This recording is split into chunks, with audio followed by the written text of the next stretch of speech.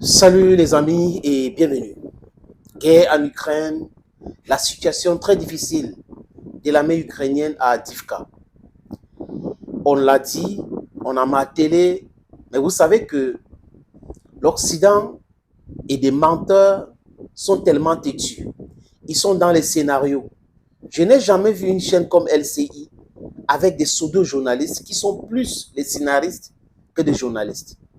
C'est-à-dire qu'on vous raconte les scénarios sans vérification. On ne sait pas comment vérifier. Il y a des Russes, on peut vérifier l'information, mais on vient faire du spectacle.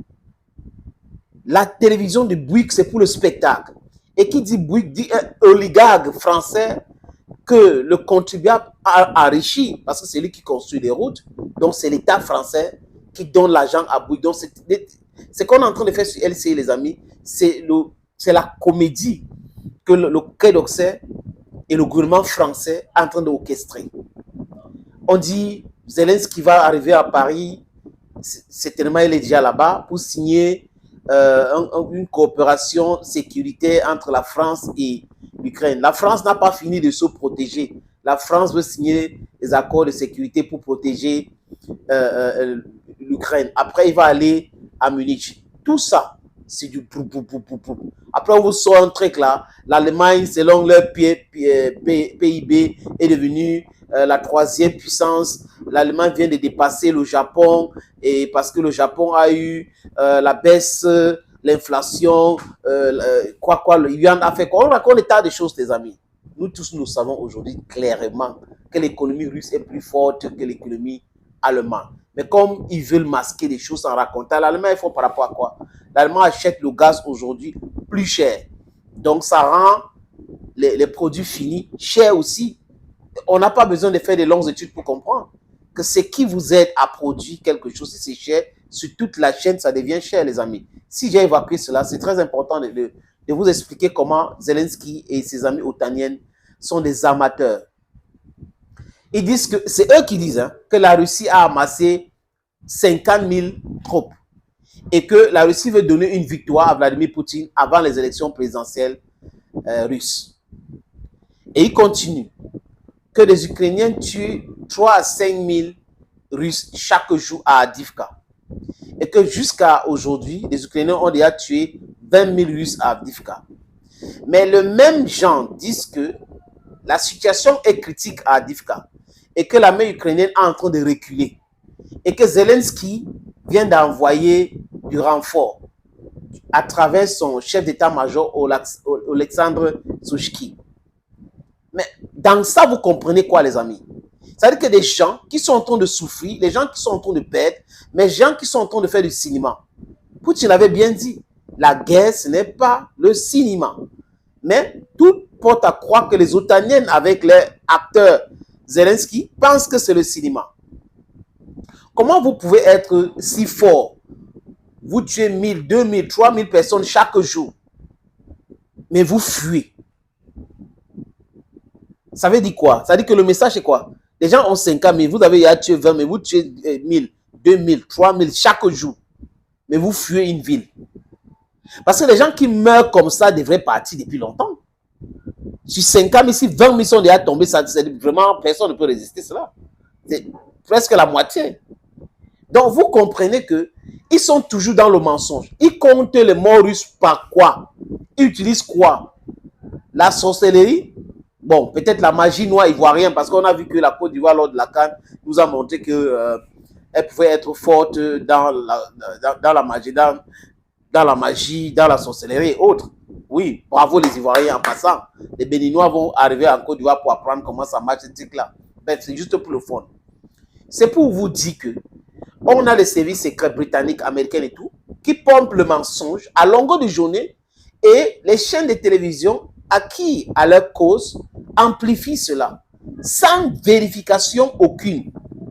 Il n'y a pas le début du commencement d'une preuve qui montre aux gens que voilà ce qu'on est en train de dire, voilà, rien du tout, les amis.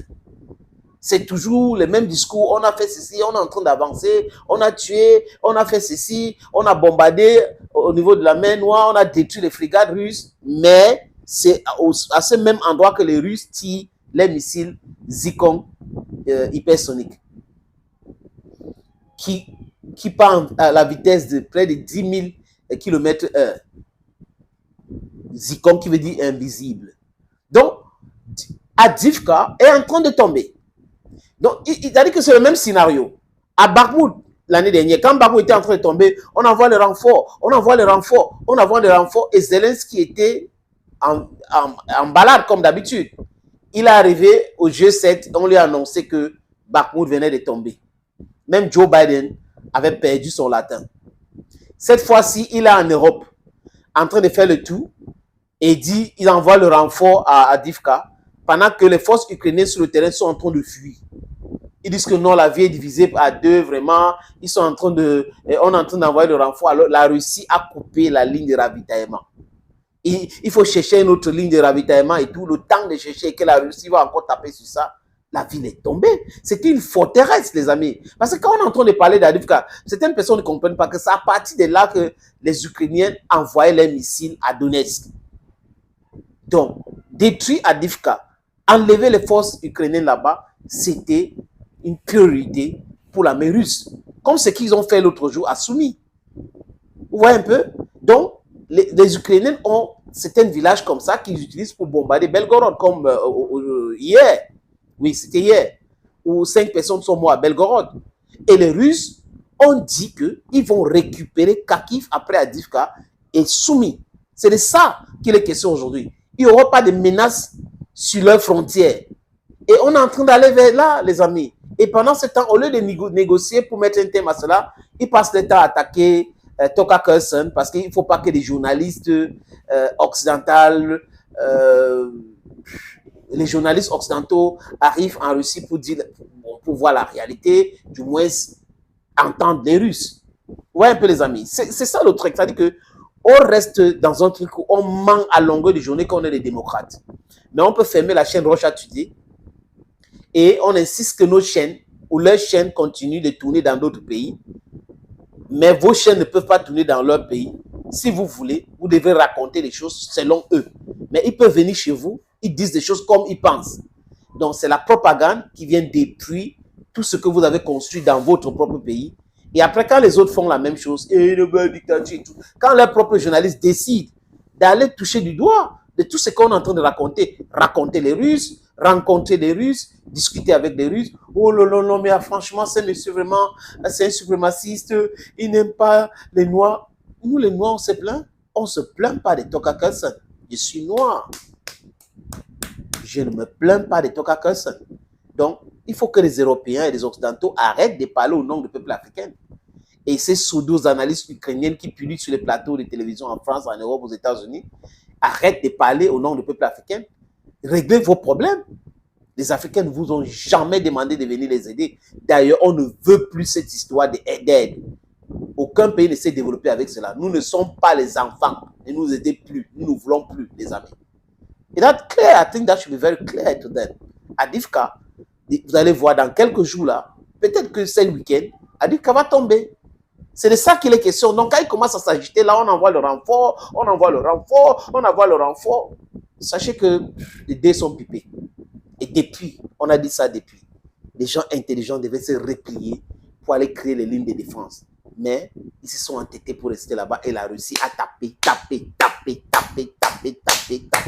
Malheureusement, Avdiivka. Merci beaucoup les amis, à très bientôt.